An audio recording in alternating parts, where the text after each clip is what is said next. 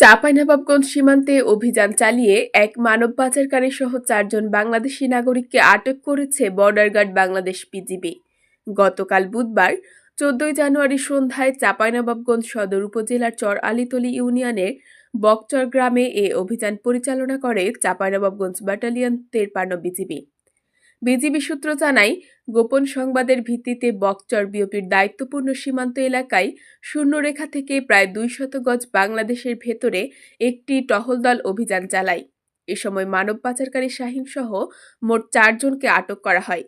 প্রাথমিক জিজ্ঞাসাবাদে আটক ব্যক্তিরা জানান, শাহীনের মাধ্যমে তারা রাজমিস্ত্রির কাজের উদ্দেশ্যে অবৈধভাবে ভারতের চেন্নাই যাওয়ার পরিকল্পনা করেছিলেন। আটককৃতরা হলেন চাঁপাইনবাবগঞ্জ জেলার চর আলীতলী ইউনিয়নের বকচর গ্রামের এবাদুল ইসলামের ছেলে শাহীন, একই জেলার শিবগঞ্জ উপজেলার চকৃত্তি ইউনিয়নের লাহলামারী গ্রামের মৃত টুপু আলীর ছেলে মিজানুর রহমান, রাজশাহী জেলার বোয়ালিয়া উপজেলার আসাম কলোনি গ্রামের মৃত বেলায়েত হোসেনের ছেলে শফিকুল ইসলাম মুন্না ও রংপুর জেলার মিঠাপুকুর উপজেলার দুর্গাপুর গ্রামের মৃত মনসুর আলীর ছেলে তারাজুল ইসলাম। চাঁপাইনবাবগঞ্জ 53 বিজিবি ব্যাটালিয়নের অধিনায়ক লেফটেন্যান্ট কর্নেল কাজী মুস্তাফিজুর রহমান পিএসসি বলেন, আটক ব্যক্তিদের আইনানুগ ব্যবস্থা গ্রহণের জন্য চাঁপাইনবাবগঞ্জ সদর মডেল থানায় হস্তান্তর করা হচ্ছে।